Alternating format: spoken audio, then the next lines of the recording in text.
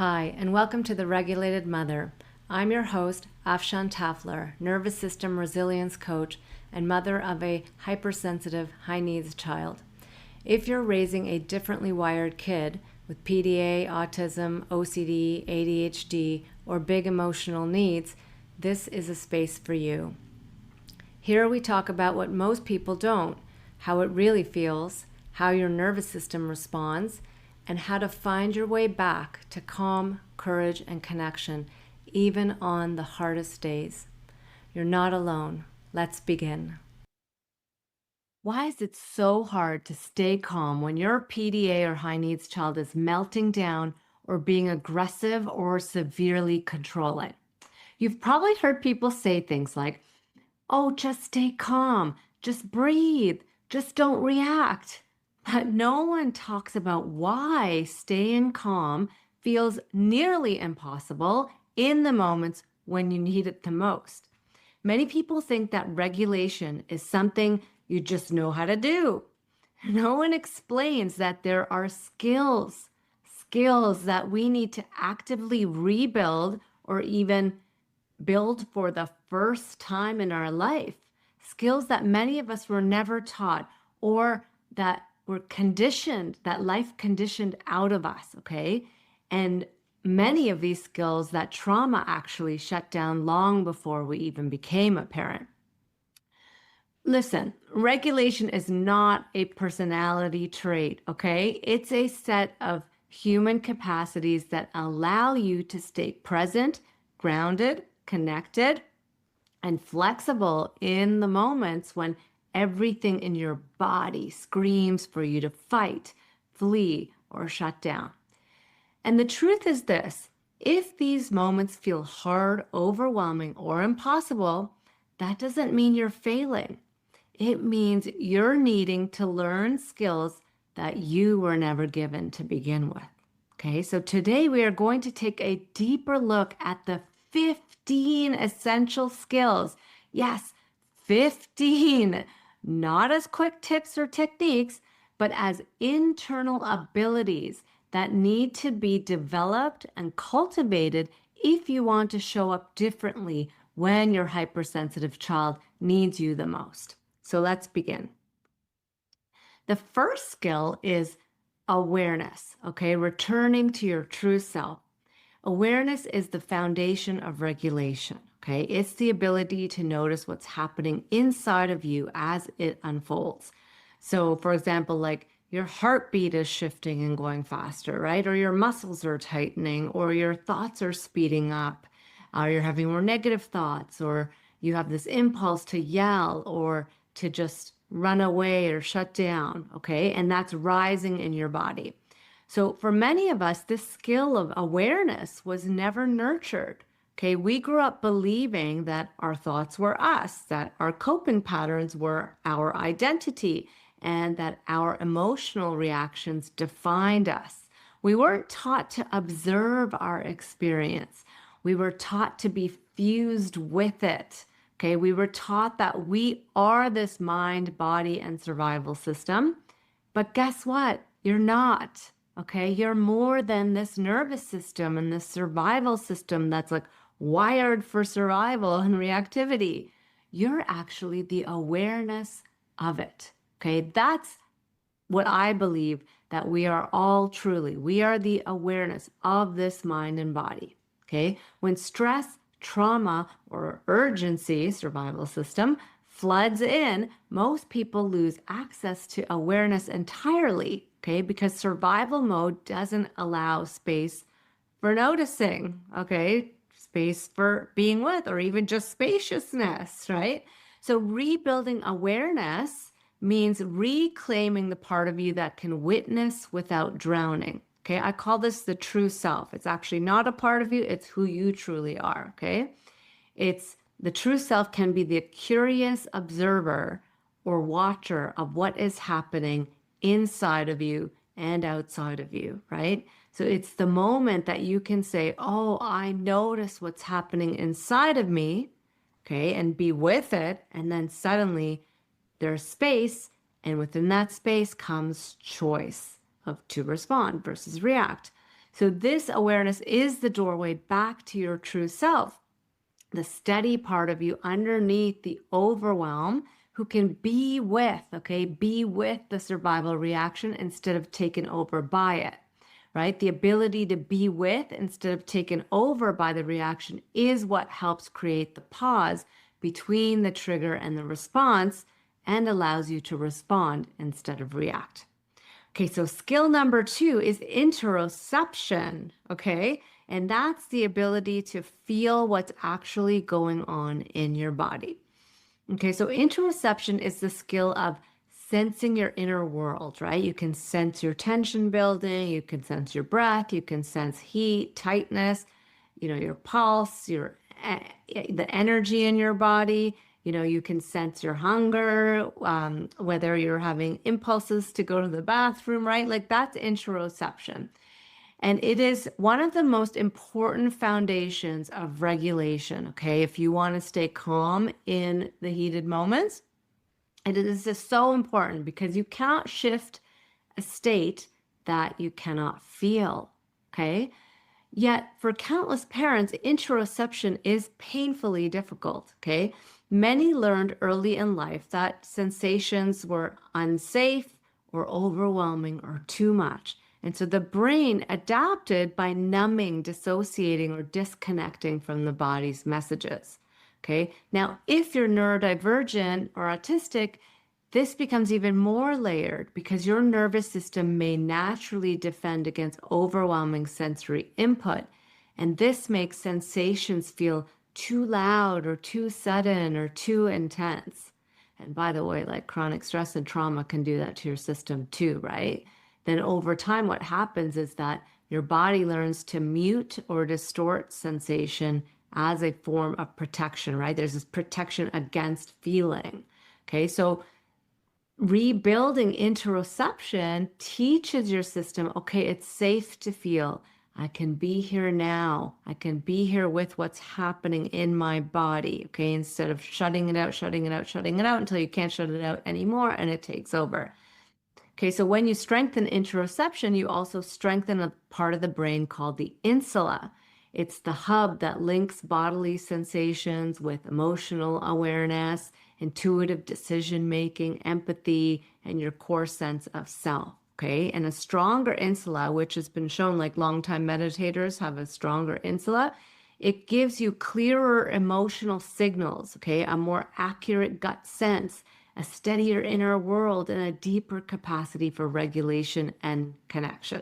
Okay, this is why interoception isn't just a supportive skill, it is a biological foundation for emotional resilience and nervous system stability and feeling more at home in your body, okay? And it helps you to notice the building of activation so that you can then be in a place of choice of calming that activation. Okay, most of us don't feel our activation till it's like almost at 100. Okay, that's many of us. Okay, so the third skill is allowing. Okay, and this is softening into what is, what's happening inside of you and what's happening outside of you. So allowing means letting the moment be what it is without fighting yourself or your child, right? So it's like without resistance. Just not easy, right? For many of us, this skill was actually conditioned out of us. Why? Because we heard messages like, oh, stop crying, calm down, don't be so sensitive, perform better, or keep it together, okay? Our systems learn to clamp down on sensations, emotions, impulses, and even our own needs. And no one ever said, oh, it's okay you're angry. That's a natural human emotion. And let me help you get it out in a safe way, right?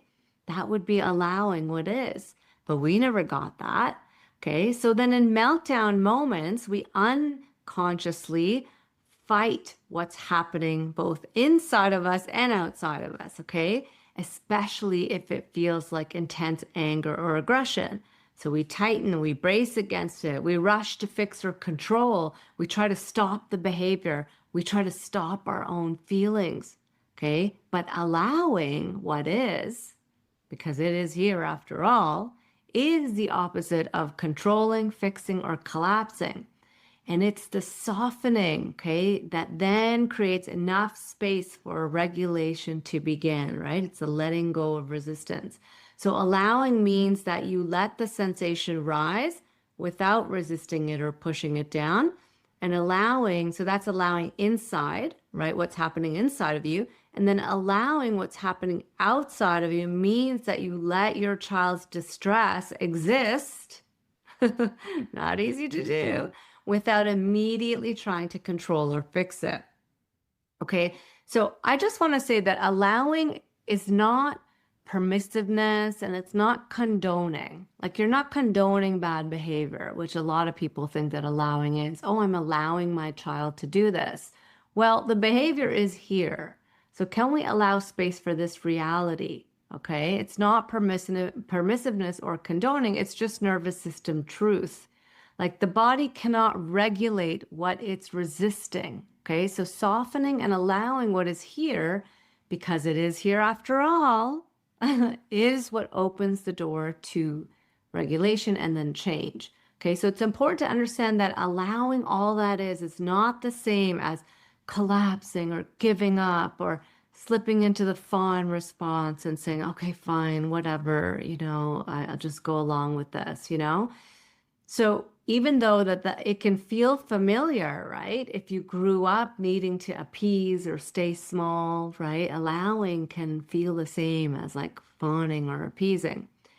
But I'm talking about allowing as simply acknowledging the reality that this moment is here as it is and let it be here as it is without fighting it or abandoning it. And when you let yourself and your child be where you are, okay, you're not saying that this is how it always will be. You're saying this is what's here right now and I can meet it. I can meet it. Okay, so paradoxically, it's this very acceptance or allowing that opens the doorway to change. So when the nervous system stops resisting the moment, it gains the capacity to choose a new direction. You can allow what's here now while still holding the deeper knowing that this reality is not permanent and that it can shift. And you can allow for other realities to show up too, okay? Okay, the fourth skill is self-compassion. And this is the balm that softens, not the B-O-M-B, but the B-A-L-M, balm, that softens the threat response, okay? It's like the blanket of safety. So self-compassion is not weakness, okay? Many people think it is because a lot of us have been conditioned to be hard on ourselves. So it's not about letting yourself off the hook. It's a biological force that helps deactivate the stress response. It's very powerful.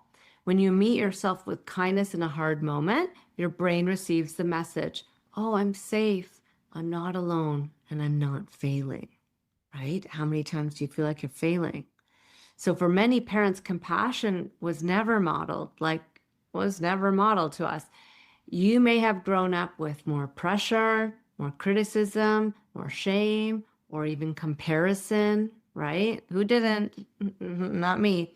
So now when you feel yourself struggling, your inner critic speaks first. And rebuilding compassion rewires your stress response. It opens space in moments that would otherwise close you down.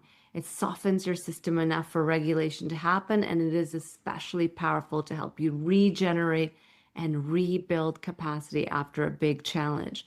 So it's so needed, especially after a moment where you lose it and you feel the shame spiral and you feel the inner critic coming on board. That's where self-compassion can really help you to re-regulate, repair, and regenerate for the next challenge. Okay, skill number 5 is tolerance. Okay, this is a big one. Staying with what you feel, being able to stay with what you feel, especially the vulnerable emotions, and having tolerance for them, okay? This is a big part of being able to stay calm in the storm. So tolerance is the ability to be with discomfort, like the frustration, fear, sadness, anger, shame, without getting swept away or shutting down.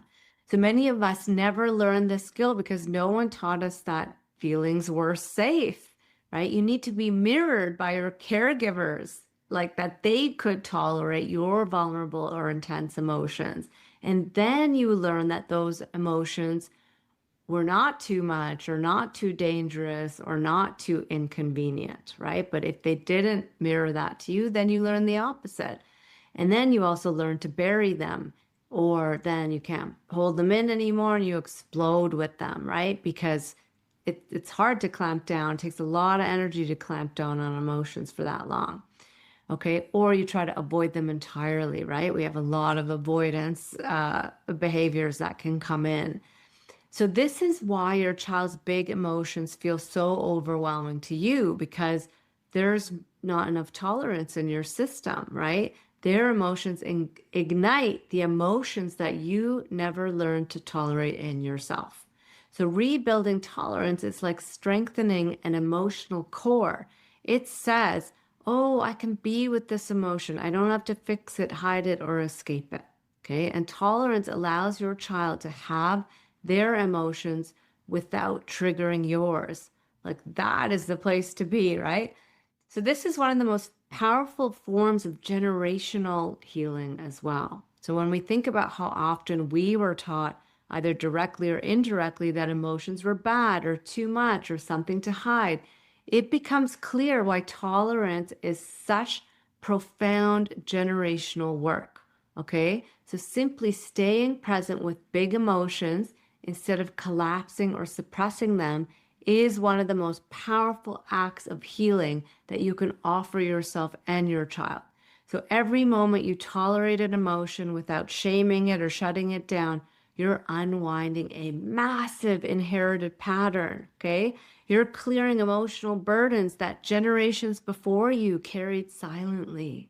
And in doing so, you're creating a future where your child and generations to come can feel safer in their own emotional world. Okay, so that's huge. Now, number 6, okay, skill number 6 is containment, holding your activation instead of clamping down on it, right? This is about giving yourself this felt sense of support.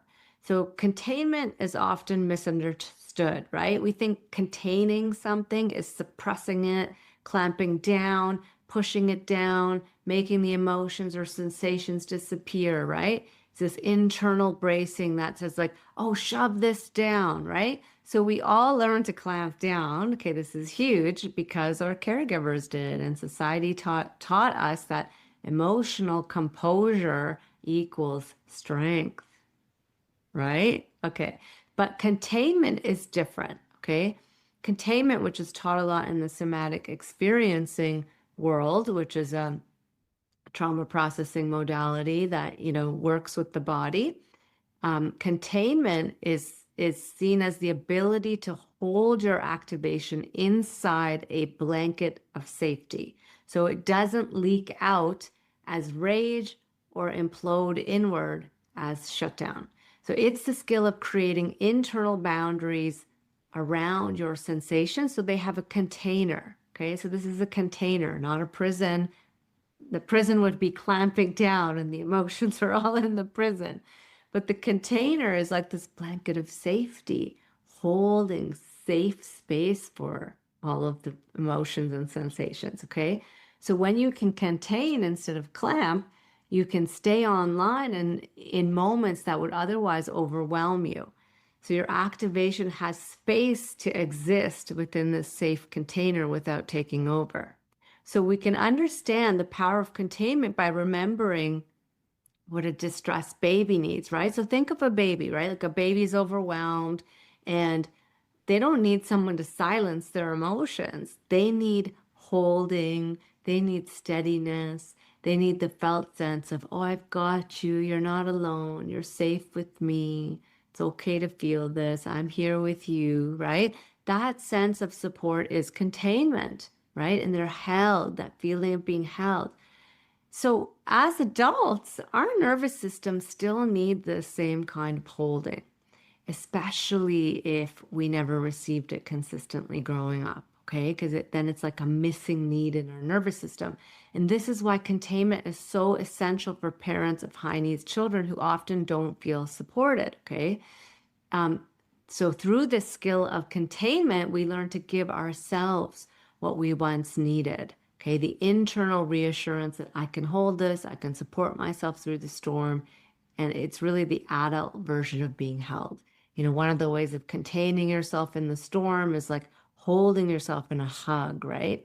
Really just holding yourself and giving yourself that felt sense of containment, or feeling your support along your back, along the back in your chair, and giving yourself that felt sense of support along the back, And it's a way of offering ourselves this safety from the inside out.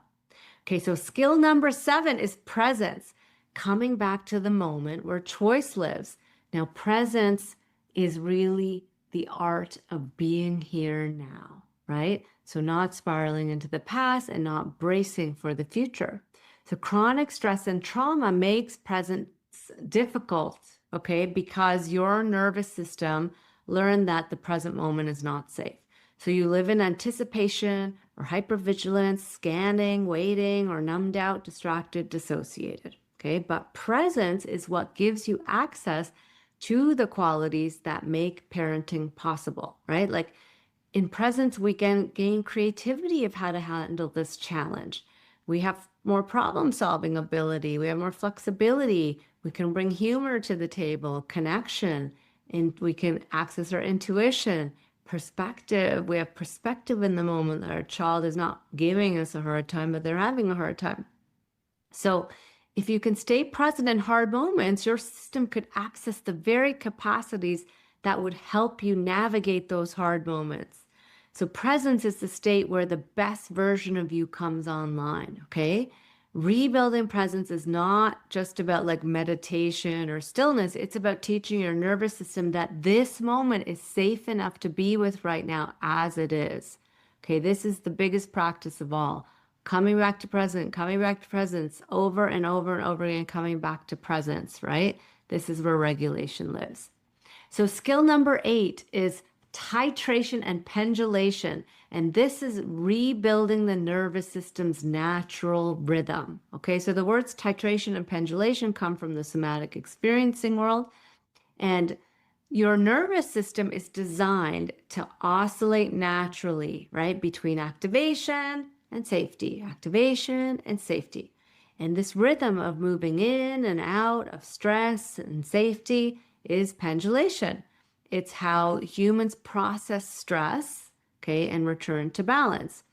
But chronic stress, trauma, and decades of bracing disrupt this rhythm, okay? So instead of oscillating naturally, your system gets stuck. It gets stuck on and sympathetic and defensive mode and hypervigilance, or it gets stuck on off and dorsal and shut down, numbing out, dissociating, or it's stuck oscillating, between the two and never really coming back to full safety and rest. So titration is the skill of like being with activation in tiny doses instead of all at once, okay? And pendulation is the skill of moving between activation and safety. So we use these skills together. These are really important skills to develop, okay? These skills restore your natural rhythm. It's the biological rhythm that makes regulation possible. And you're teaching your system, I can go into that feeling and I can come back out. I am not trapped, right? So let's say you have like a really stressful moment, like say in the heated moments, right? You're feeling the distress in your body. Well, you feel it first, but you don't stay there feeling it for too long. You pendulate. Okay, so you titrate, feel it a little bit, and you pendulate and orient to something that helps you feel safe in your environment, like feeling your feet on the floor, or coming back to the presence, orienting to something that brings you comfort in the room and taking that in, right? Bringing some touch to your body, okay, or using some kind of movement to help you release the activation, staying in a place of choice, like I can do something about this and help myself, okay?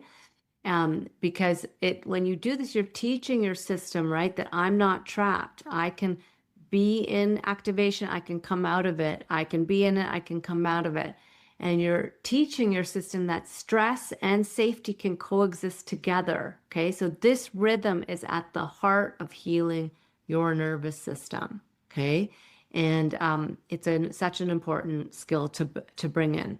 And then skill number 9 is resourcing. Okay, this is rebuilding your sense of support. Okay, just like containment does that, resourcing does that as well.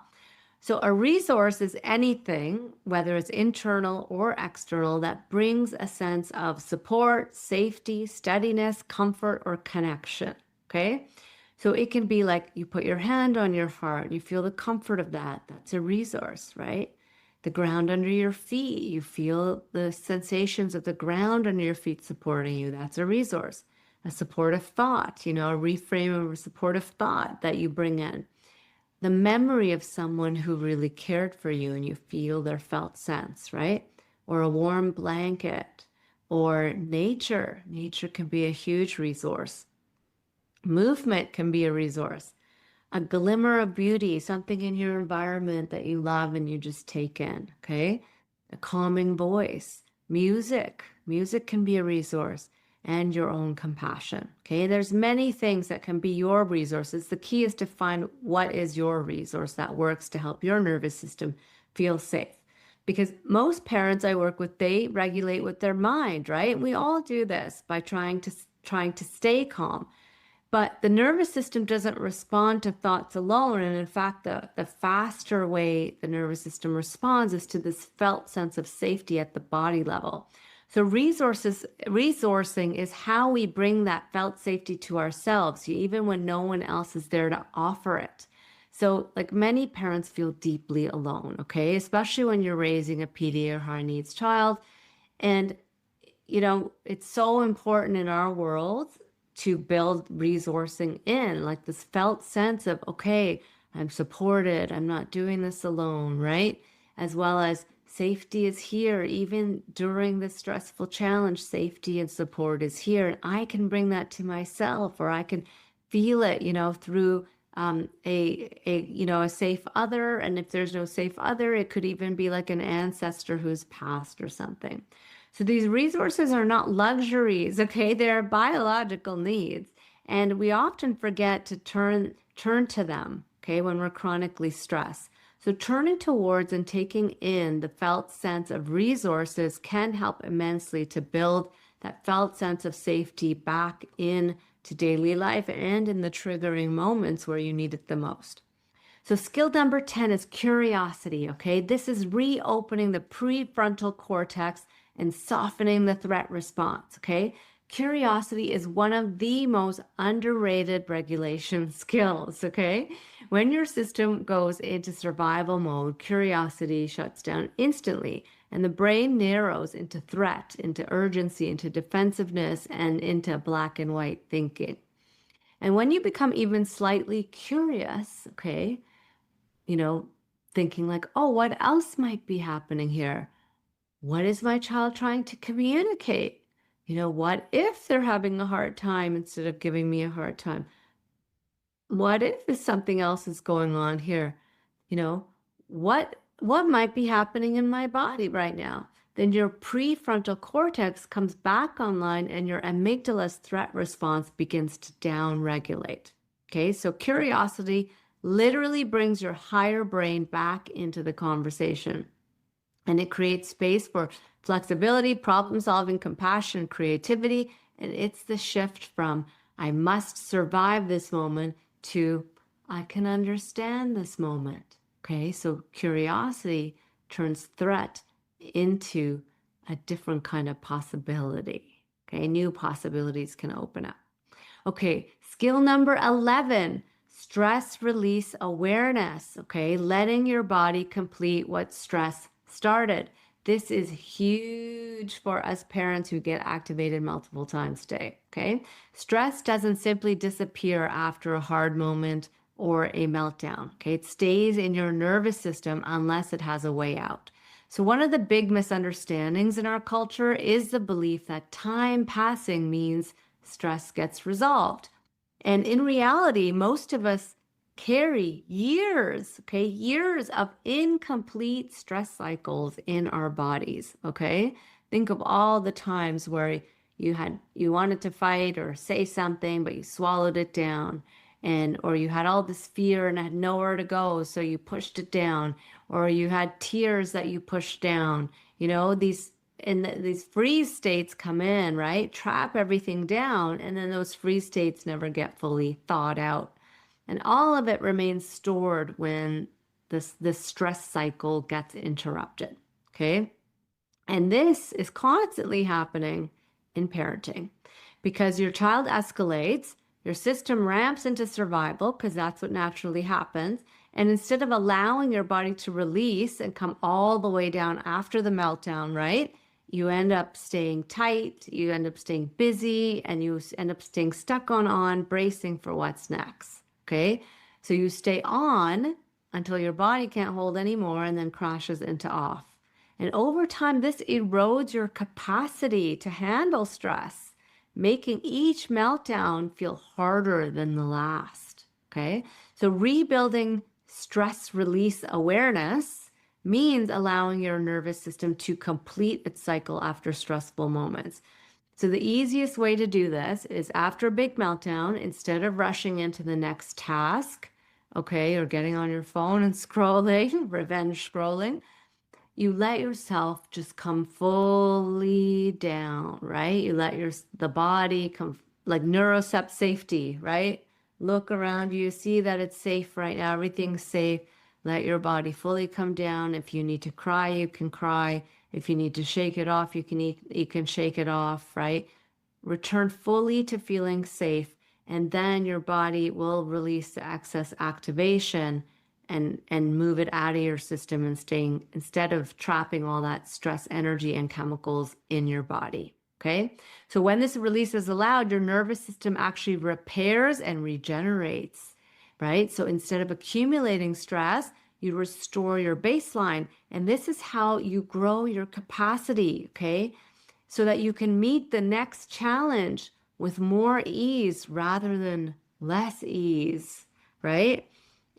So this skill is not indulgent of resting after meltdowns. It is essential hygiene for the nervous system. Without it, you're trying to regulate on top of an internal mountain of unresolved, uncleared, trapped activation, okay? But with it, as you work with this and allow it to release, then you build resilience from the inside out.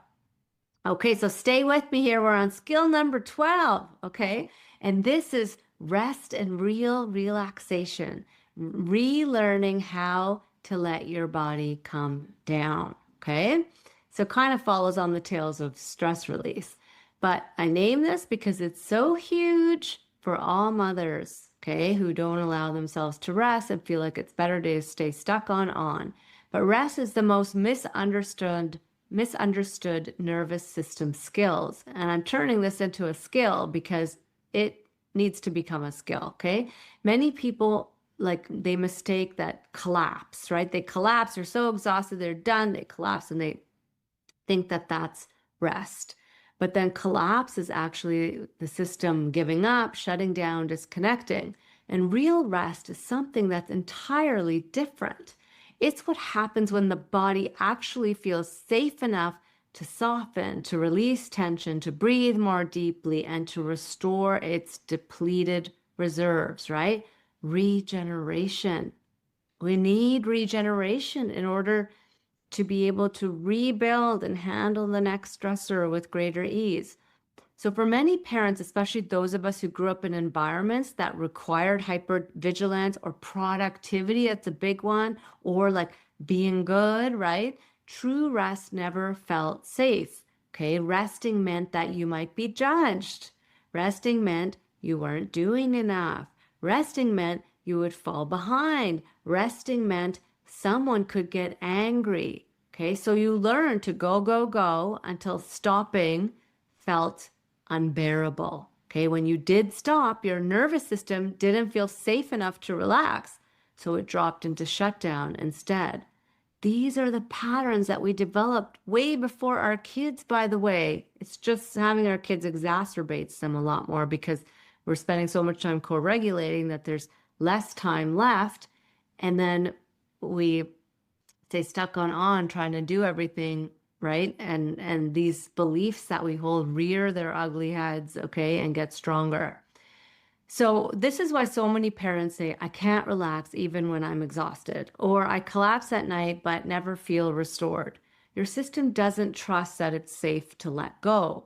Okay, rebuilding the skill of rest teaches your nervous system the opposite message. It says you can soften, you can let go, you can rest, nothing bad will happen. You're allowed to come down. Okay, and in fact, like we need it more than ever. Okay, we handle so much for our kids. We need it more than ever. So this softening is crucial because a nervous system that never rests stays stuck in survival mode, okay? And survival mode makes everything harder, especially parenting a high needs child whose nervous system is constantly signaling danger, okay? When you relearn rest, you rebuild your capacity, you refill the well, you give your system the bandwidth to respond instead of react. And rest isn't a luxury, okay? It's the bedrock of resilience. It's how you mother yourself so that you can mother your child. And I want to make this clear that rest doesn't have to happen in big, long stretches. Like we think, oh, well, I'm never going to get to rest, and so I stay stuck on. And rest to me is like I at least have an hour away or at least 30 minutes away. But guess what? You can rest in little micro moments, okay? Building in little tiny micro moments, a few minutes here, a few minutes there to come off and just come down. Okay, it can be done and it makes a huge difference. Okay, skill number 13, positivity noticing. Okay, rewiring your brain to register safety again. Okay, for parents living inside chronic stressville, especially those raising PDA or highly reactive kids, the brain becomes trained to scan for threat. Okay, this is the negativity bias. So it's not because you're a negative person, right? But it's because your nervous system is constantly trying to protect you because there's been so much activation. So over time, this threat bias becomes automatic, and your brain registers every scream, argument, sound, or shift in energy as danger.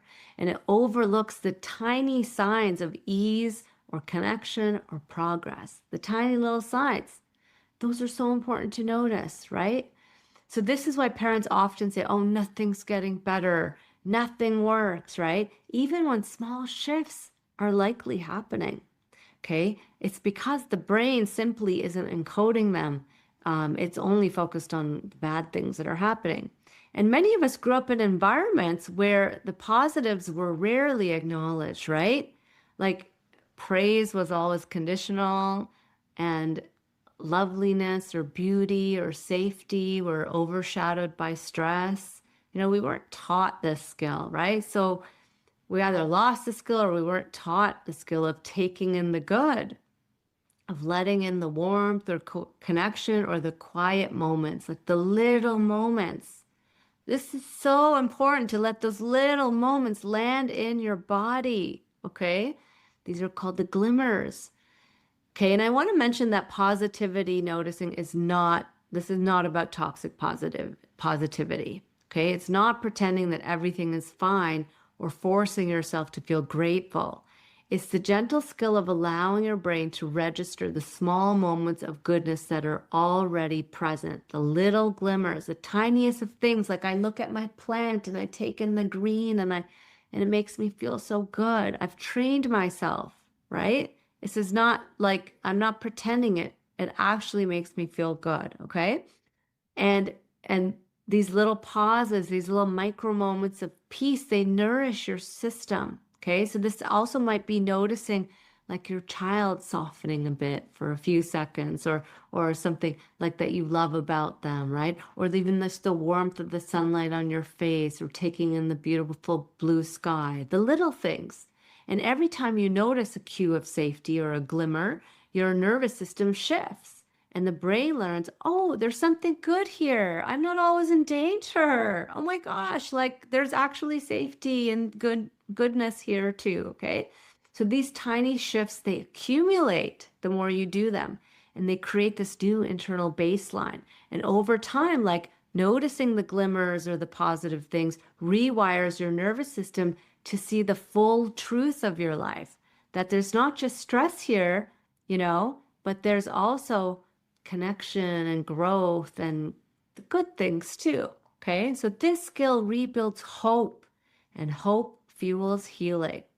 Okay, we're almost at the finish line. Skill number 14, discernment. Okay, knowing the difference between the past and the present. This is huge. Okay, discernment is the skill of sensing whether your reaction right now belongs to this moment or to another moment from long ago.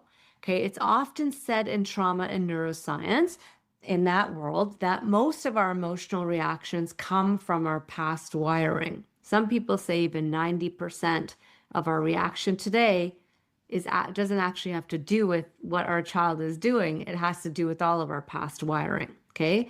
Because the brain interprets the present as though predictions shaped by old experiences, right, about what kept us safe, loved, belonging, or successful.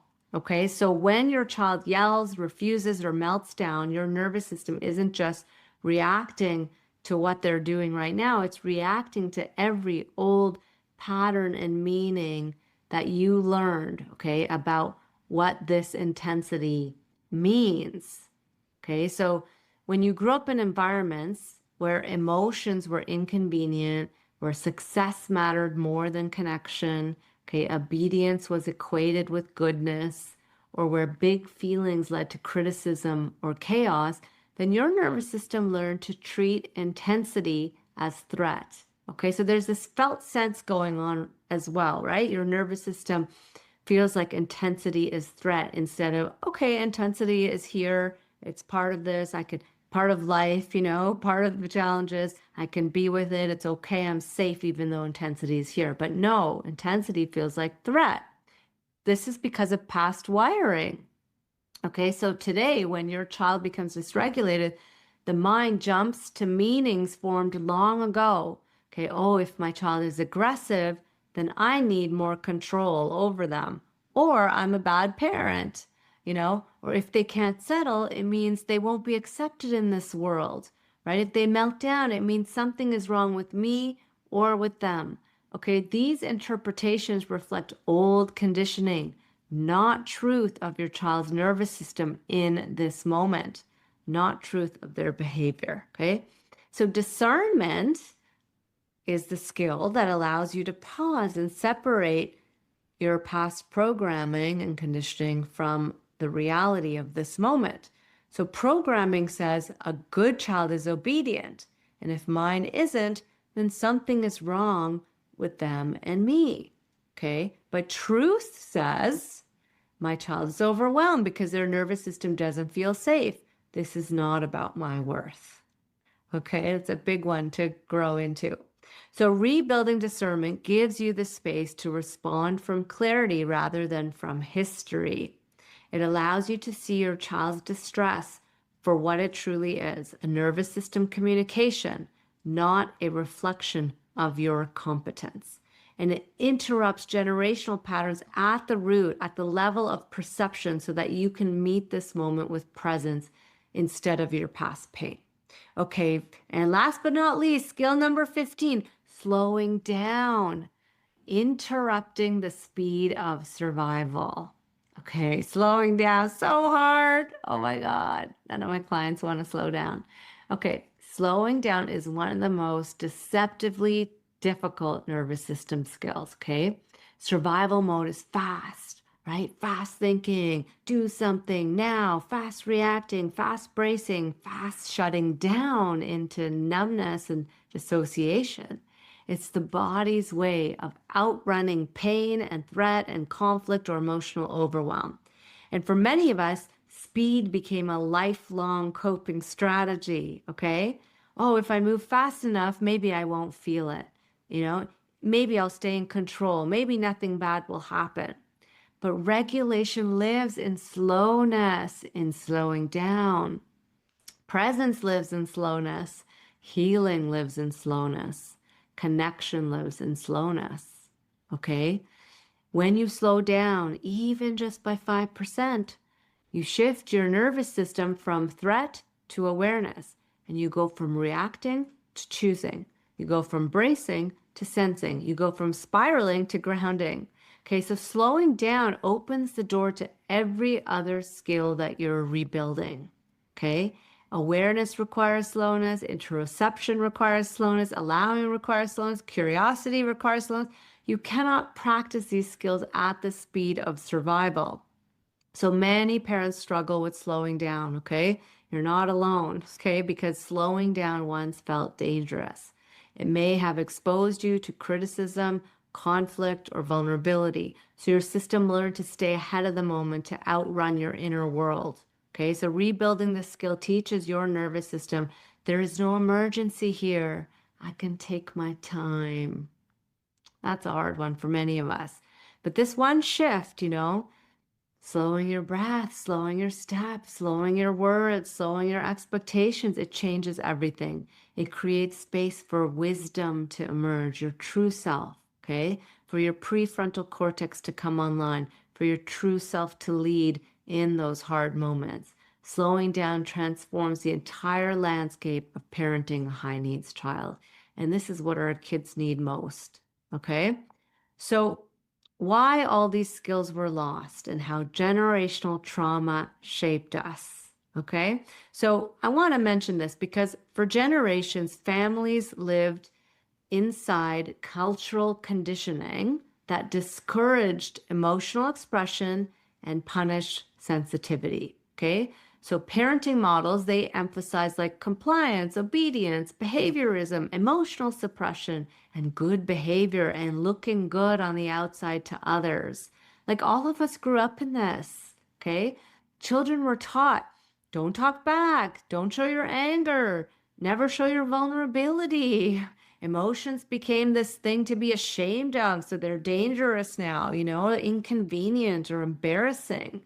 Okay, most parents today grew up being silenced, shamed, dismissed, or disciplined simply for being human. Just take that in for a moment, okay? This conditioning, it didn't vanish. It lives in your nervous system, okay? And your child is triggering all of it. You inherited your families and culture and society and media survival patterns, fears, coping strategies, emotional avoidance, rigidity, beliefs about what emotions mean, and their lack of psychological safety. Okay, and now you're raising children whose sensitivity, intensity, and dysregulation expose all of this conditioning, not to break you, but to awaken you. Okay, your child isn't here to destroy you. They are here to break the pattern. They're pulling you toward emotional literacy, compassion, presence, authenticity, truth, nervous system awareness, connection, flexibility, and boundaries without shame. Okay, this work is not small by any means. It is generational, it is evolutionary. Okay, you are being called into a different way of parenting, one rooted in truth, humanity, and nervous system understanding, not fear and compliance or performance. Okay, you are being asked to let that all go. This is the work that reshapes the future, not just for your child, but every generation that follows after. And it begins with rebuilding skills that you were never taught, okay? And when you do this, you don't just change your own experience of life, you create a ripple effect that shifts your family, your community, and all of the generations ahead. This is big work, my friends. It's not easy work, right? Not easy. Okay, so this is why just calm down has never worked. Okay, this is why staying calm in the heated moments has never been as simple as just taking a breath, counting to 10, or just trying harder. Okay, regulation isn't a switch that you flip, it's the outcome of rebuilding 15 complex nervous system skills that most of us were never given the chance to develop, okay? You can't stay calm if you can't feel your body. You can't stay calm if you're fighting your feelings. You can't stay calm if you're flooded with past wiring. You can't stay calm if your stress cycle never completes. You can't stay calm if you've never truly felt safe. Calm is not a strategy. Calm is a capacity, and that capacity grows only when you restore the skills that stress, trauma, and conditioning took from you. Okay, so if you've ever wondered, why is it so hard to stay regulated in the storms? This is why. It's not because you're weak and it's not because you're failing. It's because no one ever taught you the skills that regulation depends on. But you are learning them now. Okay, you are rebuilding what was never modeled for you. You are becoming the parent that your child needs and the version of yourself you were always meant to be. Okay, and that's why this work matters.